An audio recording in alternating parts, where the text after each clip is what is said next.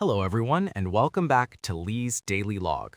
I'm Tony, and I'm here with Lee. Hi, Tony. Hello, everyone. I'm Lee. Lee, last episode, you left us in a pretty intense place, Hmm. grappling with this really strong anger. So I have to ask, how are you feeling the next morning? Honestly, Tony, it was still there. Talking to my friends at the retreat had helped, Right. but it was like it only chipped away about maybe 20% of it. When I woke up, that irritation was still just sitting in my chest. That sounds completely draining. So what happened on that final day? Was there another step in the process? There was. We had one last very special ceremony. It was a ritual for the arcana, Okay. which the shaman explained is this powerful guardian spirit, a hawk that guides and protects. A hawk guardian spirit. Wow. What was that ceremony like? The shaman worked to bring that protective, that soaring energy into my own. And it felt stabilizing, like a shield of peace. It did help. The anger lessened a little bit more, Hmm. but the final big shift came later and in a very, very unexpected way. So the ceremony wasn't the final piece of the puzzle? No. After the retreat ended, we traveled back to a small town, and the sensory shock was immediate. The smells of the city, the noise from the traffic, Wow. it was just so overwhelming after the quiet of the jungle. I can only imagine. That must have been a jarring transition. It was, but it also meant I had a phone signal for the first time in days, and that anger was still simmering. So I did something a little strange. Okay, I'm intrigued. What did you do? I opened an AI chat on my phone, and I poured it all out. The whole story about Nanako, the frustration, Yeah. the feeling of my freedom being violated. Wait, you consulted an AI about your post-shamanic ceremony anger? I know. That's quite the modern twist. What could it possibly say? I know. But its response was incredible. It's what finally allowed me to let the anger go. So the first thing it explained was the concept of rumination. Rumination, like a cow chewing on the same piece of grass over and over? Exactly like that. The AI explained that our brains don't clearly distinguish between a memory we are replaying Hmm.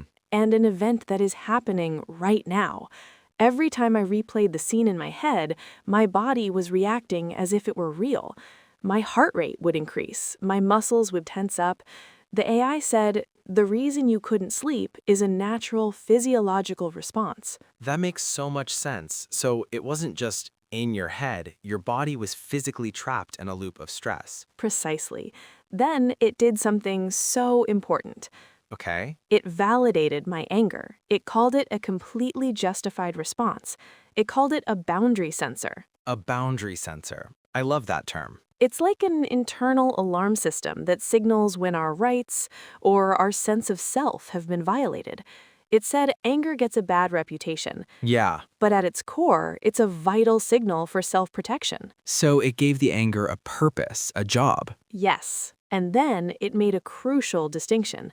It said my internal replay-a-thon was now causing me more harm than the original incident. Ah. The rumination had become the real problem. So the issue wasn't the anger itself, but the habit of holding on to it and replaying it. Did the AI offer a way out of that loop? It did. It suggested a powerful technique Right. to separate the event on paper into 3 distinct categories: fact, interpretation, and feeling. Can you walk me through that with your situation? Of course, the fact, Nanako told me not to sing. The interpretation, I felt my freedom of expression was being attacked. The feeling, intense anger and frustration. The AI explained that this simple act of categorization shifts the processing in your brain from the emotional center, the amygdala, Okay. to the logical, organizing prefrontal cortex. That shift physically calms your entire nervous system. That's incredible. You're essentially using language and structure to guide your brain out of an emotional spiral. And there was one last piece of wisdom that brought it all home. It suggested that the ceremony was like a mirror, Hmm. amplifying how much I value my freedom. My anger was so intense because the freedom to express myself through music is a core part of who I am. The anger was there to protect something I love. Wow, so the anger wasn't just about Nanako at all. No. It was a powerful, fiery reminder of what you stand for. Exactly.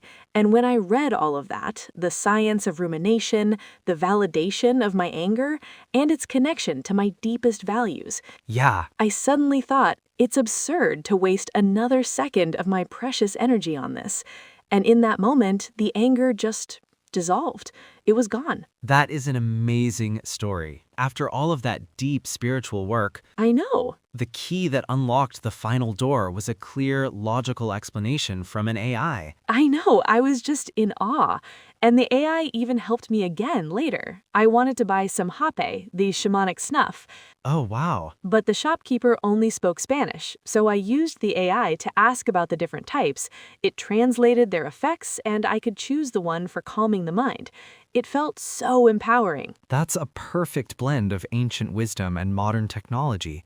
It really sounds like the whole experience taught you a profound lesson about the mechanics of your own mind. It truly did, and it completely changed how I think about emotions. It sounds like you have a final question for our listeners. I do.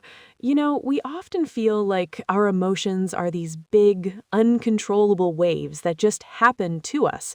But my experience showed that sometimes understanding the mechanism behind an emotion is what gives you the power to navigate it. A very insightful point. So here's a question we'd like you to think about. Hmm. Have you ever had an aha moment where learning why you felt a certain way suddenly gave you the freedom to change it? Thank you, Tony, and thank you everyone for listening. See you next time on Lee's Daily Log.